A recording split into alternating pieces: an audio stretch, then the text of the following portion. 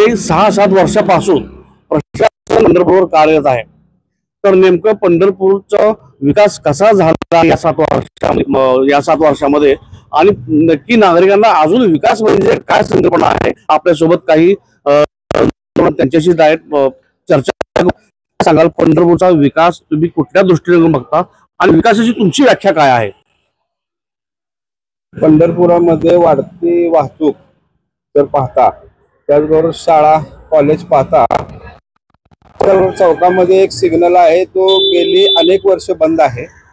2015 साली मी स्वतः एक नगर परिषदेकडे अर्ज दिला होता, 2017 साली दिला होता, SP साहेबांकडे तक्रार दिली होती, काहीही झालं नाही। पंढरपूरमध्ये कवटेकर शाळा आहे, तिथं त्यानंतर तिथं होणारी मुलांची गर्दी धोका आहे।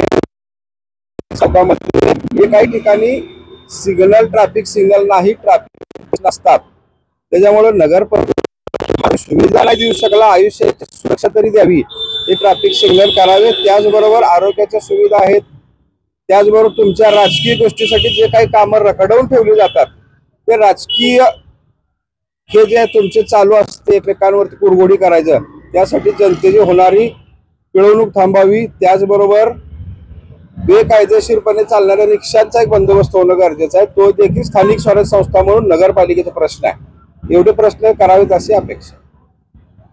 महत्वाचा मुद्दा मांडला आहे वकील साहेबांनी की पंढरपूरमध्ये येणारी वाहतूक, रोज जवळपास पंढरपूरमध्ये 8 ते 10 हजार वाहनं हे बाहेरून येतात आणि पंढरपूरमध्ये असणारी वाहनं आणि त्यात भर पडणारी वेगळी वाहनं, ट्रॅफिक सिग्नलचा आपण एक मुद्दा मांडला, त्यानंतर रिक्षा चालकांचा एक मुद्दा मांडला, त्यानंतर अजून तुम्ही प्रशासनाकडे काय मागत आहात? म्हणजे आणि खड्ड्यांचं राजकारण आहे, ज्यावेळेस आषाढी येते कार्तिक वारी येते त्यावेळेस रस्त्यांना एक दिमागदारपणे सजवलं जातं असे म्हणलं गेलं आहे, तर त्याबद्दल काय सांगता? तर त्यांचं दैनंदिन नगरपालिकेने काम करावे, मोठा पंढरपूर सजवलं वारीपुरतच पंढरपूरला दिखावा म्हणून ते हे केलं जात आहे, तर ते थांबावं असं यांचं म्हणणं आहे। आपल्याकडे अजून दुसरे योग आहे, काय काय विकास म्हणजे काय आपल्याला काहीच माहित नाही। पंढरपूरमध्ये आपल्याला फक्त धुळीचं साम्राज्य आणि वारीवर जे चकचकीत रोड दिसतात तेवढेच आपल्याला माहित आहेत, त्याच्या व्यतिरिक्त पंढरपुरात बाकीचं म्हणजे काहीच माहित नाही। 4 दिवस वारीचे होऊन गेले की 4थ्या-5व्या दिवशी रोडला तो खड्डा पडलेला आहेच। आपण म्हणतो विकास झाला, कशाचा विकास झाला हाच माहित नाही ना। आज पत्र एवढ्या पावसाळ्यात आपण बघितलं, प्रत्येक लाईनला ड्रेनेजचे प्रॉब्लेम होता, प्रत्येक गल्लीत पाणी थांबत होतं, त्याचा काही बंदोबस्त नाहीये। पावसाळा झाला तर वारी आली, वारीत त्या टायमाला 2 हे झाले, वारीपुरते रोड झाले, वारी झाली की परत रोडला खड्डे आहे चालू झाले, धुळीचं एवढं संपर्क झाले, बाहेर फिरायला सुद्धा नको वाटत आहे सध्या। अजून काय सांगू तुम्हाला? सगळ्यात महत्वाचा मुद्दा म्हणजे प्रत्येकाच्या अपेक्षित आहे की धुळीचं साम्राज्य, रस्ते, वीज ह्या बाबतीत नगरपालिकेने सजग राहणं गरजेचं आहे। आता निवडणुका लागलेल्या आहेत, येत्या 2 दिवसामध्ये सर्व चित्र डिक्लेअर होणार आहे। अजूनही काही नवयुवक आपल्याकडे, आपण त्यांच्याकडे जाऊयात। काय म्हणणं आहे तुझं की विकास कुठल्या दृष्टीकोन बघतो?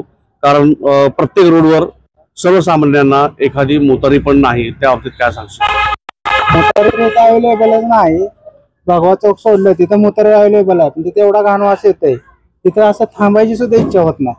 आणि म्हणलं तर खड्डे, आता इथं संभाजी महाराजांचा चौक आहे, इथं जवळजवळ कमरेत पाणी होतं पाऊस पडल्यानंतर, तिथे जर कधीच रोडचं काम झालं नाही, होतं तेवढं आपलं थोडं मुरुम धरून टाकते झालं, परत काहीच होत नाही। परत आपलं मेन सर्कल आहे तिथे तर खड्डेच खड्डे, म्हणा आंबेडकर साम्राज्य जे आपलं इथं, कधी रोडचं काम झालेलं नाही, काय नाही। विकास ही बघायचा, विकास म्हणजे काय हेच आम्हाला माहित नाही असं या नवयुवक म्हणत आहेत।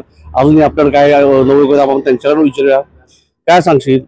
आज पंढरपूरची अवस्था आपण बघतो आहोत, रस्ते, धूळ, साम्राज्य, नगरपालिकेकडे एवढं सामग्री असताना सुद्धा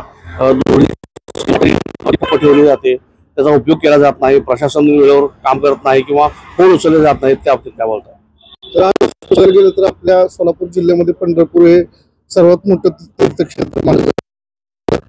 तीर्थक्षेत्र असून पालिकेचं बजेट सगळ्या नगरपालिकेपेक्षा जास्त आहे, तरी सुद्धा सर आपल्या पंढरपुरामध्ये दररोज 2-3 लाख भाविक हे कंटिन्युअसली असतात। वारी, आषाढी वारी, कार्तिक वारी याला तर 4 वाऱ्या आपल्या जर धरल्या, कार्तिकी, चैत्री आणि मागी, या वारीला तर गर्दी असतेच, सुद्धा 2-3 लाख भाविक असतात। पण त्या 2-3 लाख भाविकांसाठी जसं या युवकांनी सांगितलं की इथं स्वच्छतागृहे नाहीत. सर, स्वच्छतागृहे वारीपती ठेवून उपयोगाचे नाही, पण पंढरपूर सारख्या ठिकाणी आज कॉरिडॉरच्या माध्यमातून जे काही करणार आहेत ते सुद्धा सरकारने सगळ्यांना पंढरपूरच्या नागरिकांना विश्वासात घेऊन कॉरिडॉर व्हावं व युवकांना नवउद्योजकांना त्यात संधी मिळाव्या एवढंच मी बोलतो. आणि त्या इंजिनिअरिंग कॉलेजमधून बाहेर पडणारी मुलं हे पुण्यासारख्या ठिकाणी जाण्यापेक्षा इथं तुम्ही नगराध्यक्ष असू द्यात किंवा इथले सगळ्यांनी मिळून आपल्या इथं MIDC हाताला काम द्यावं, त्यांना रोजगार मिळावा एवढंच मी आज आपल्या माध्यमातून त्यांच्याकडे पोहोचवण्याचा प्रयत्न. युवकांना रोजगार मिळाला पाहिजे हा सुद्धा महत्वाचा मुद्दा यांनी मांडलेला आहे. पंढरपूरच्या पंचक्रोशीमध्ये आपण बघितलं तर 3 ते 4 इंजिनिअरिंग कॉलेज आहेत, लॉ कॉलेज आहेत. अतिशय महत्वाचा मुद्दा आहे. MIDC झाली पाहिजेत. इथलं तरुण शिकला जातो आणि तो पुण्या, मुंबई, बेंगलोर अशा मोठमोठ्या ठिकाणी त्याला जावं लागतं. वगैरे यांनी मुद्दा मांडला की इंजिनिअरिंग कॉलेज झालं पाहिजे, IT पार्क झालं पाहिजे, पंढरपूरचं डेव्हलप झालं पाहिजे. तर पंढरपूरसारखी मोठी नगरपालिका मला तर वाटतं महाराष्ट्राच्या कुठेही आढळणार नाही. तर IT पार्क खरंच झाला पाहिजे. MIDC खरंच गरज आहे का? खरंच आहे. उद्योगाशिवाय प्रगती नाही. MIDC पाहिजेच. IT पार्कचं उद्घाटन झाले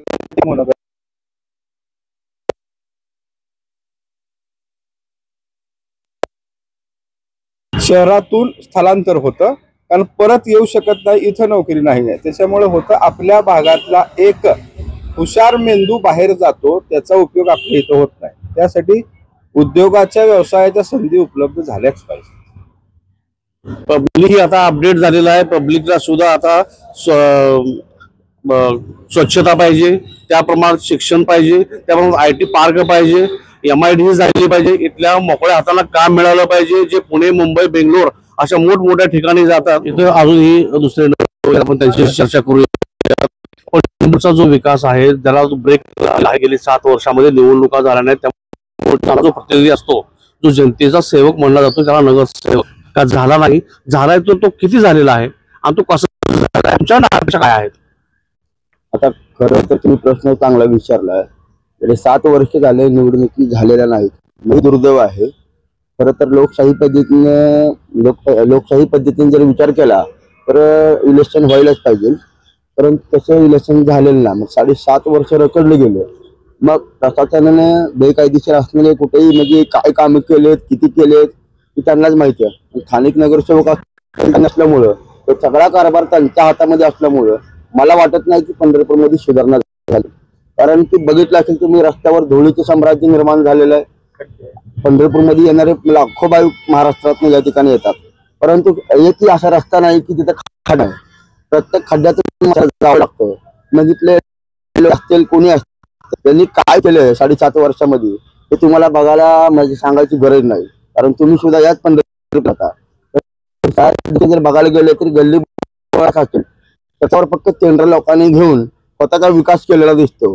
आतापर्यंत कुठल्याही समाजाचा किंवा पंढरपूरकरांचा विकास झालेला नाही. पूर्णपणे पंढरपूर भकास झालेला अशी या पद्धतीने मला वाटतं.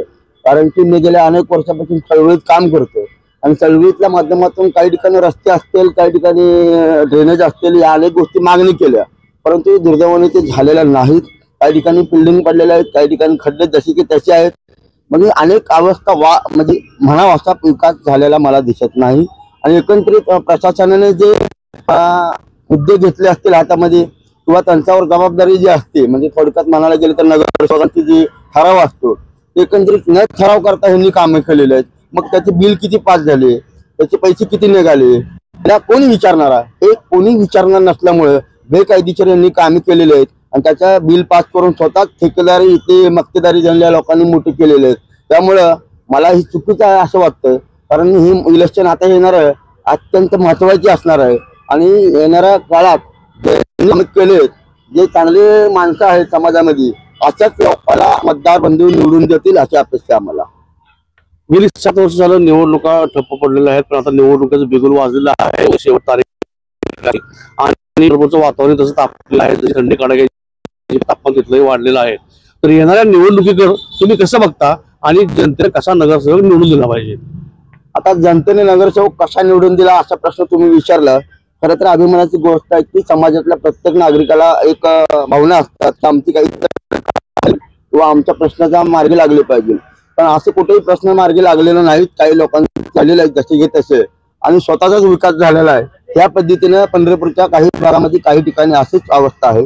त्यामुळं मी या मताला सांगू शकतो की गल्लीचा विकास किंवा भागाचा विकास करायचा असेल तर तळागाळापर्यंत, कार्यकर्त्यापर्यंत किंवा गल्लीतल्या सगळ्या मतदार बंधूपर्यंत पोहोचले पाहिजे.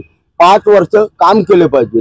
5 वर्षामध्ये कार्यकर्त्यांचे किंवा गल्लीच्या विकासाचा मतदारांच्या घरापर्यंत पोहोचले पाहिजे. असं कुठलंही दिसत नाही. फक्त इलेक्शन पुरतं यायचं आणि हातापाया पडायचं आणि मतदान मागून घ्यायचं, ह्याच्यापेक्षा दुसरं कुठलंही काम झालेलं नाही. मग मी या मताने सांगतो, काही लोकांकडे पैसा भरपूर असल्यामुळे आम्हाला पैसा भरपूर आहे, आता आम्ही काही करू शकतो. आता जी काय भावना आहे आमच्याकडे, ते भावना म्हणजे चुकीच्या आहेत. की माझे हे मत आहे की किती पैसा असला तर शेवटी मतदार टाकून देणारच आहे. मतदार हा जनता जनार्दन असते.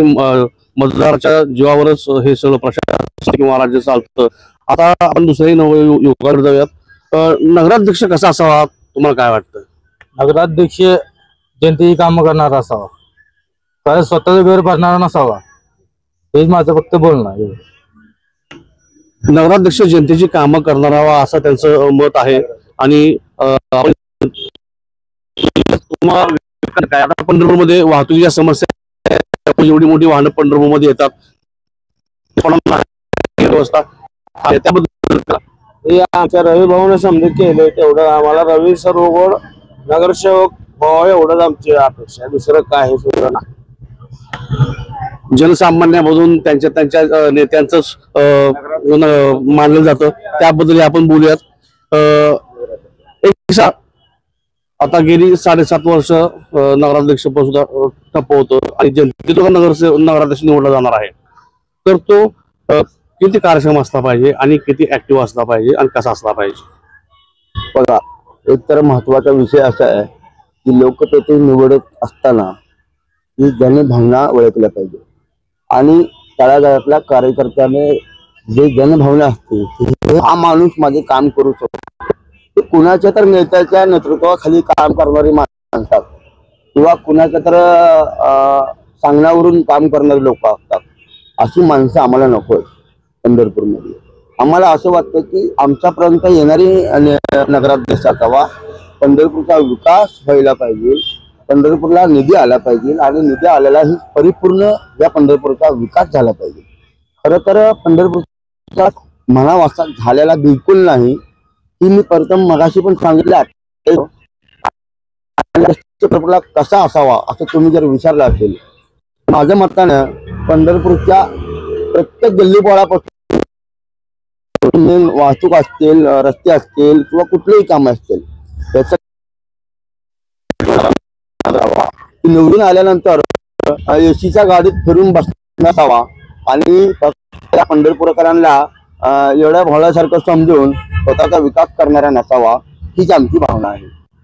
नगराध्यक्ष हा जनसामान्यामध्ये मिसळून त्यांच्या भावना जाणून त्यांच्या भावना जाणून त्यांच्यासोबत काम करणारा असावा असं युवकांनी सांगितलं. हे होता पंढरपूरचा अमरवीर चौकातला ग्राउंड रिपोर्ट. मी संतोष चव्हाण, वृत्तदर्शन न्यूज, पंढरपूर.